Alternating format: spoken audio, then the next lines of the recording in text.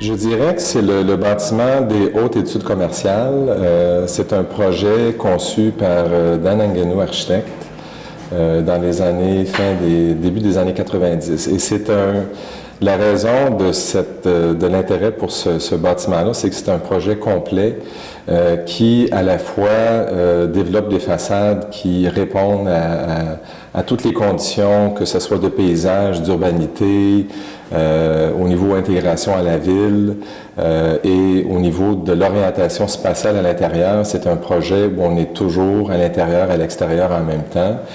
Et il y a une 5e façade, donc les toitures sont extrêmement développées. Donc c'est un projet qui, sur toutes les facettes, vient répondre vraiment très bien au programme éducatif des HEC à l'époque, qui dynamise totalement l'institution et toute la perméabilité avec la ville, avec le paysage, la façon que tout ça s'est intégré, a amené vraiment l'institution à d'autres niveaux. Et c'était aussi l'objectif des HEC à l'époque, c'est d'amener l'institution ailleurs.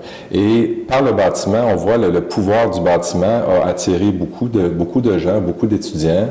Et ça a beaucoup aidé les HEC au niveau de la promotion, de la qualité de son enseignement par le bâtiment qui a été conçu. Alors c'est un projet vraiment multifacette qui est vraiment extraordinaire à ce point de vue-là.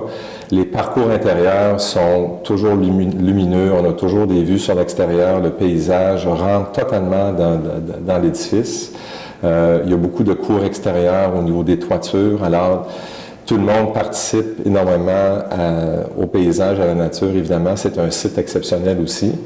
Et le caractère des façades, on a une façade très importante sur Côte-Sainte-Catherine, là, qui est très monumentale, un peu pompeuse, un peu pas arrogant, mais c'est une façade très forte au niveau de la ville, mais qui manifeste sa présence sur Côte-Sainte-Catherine.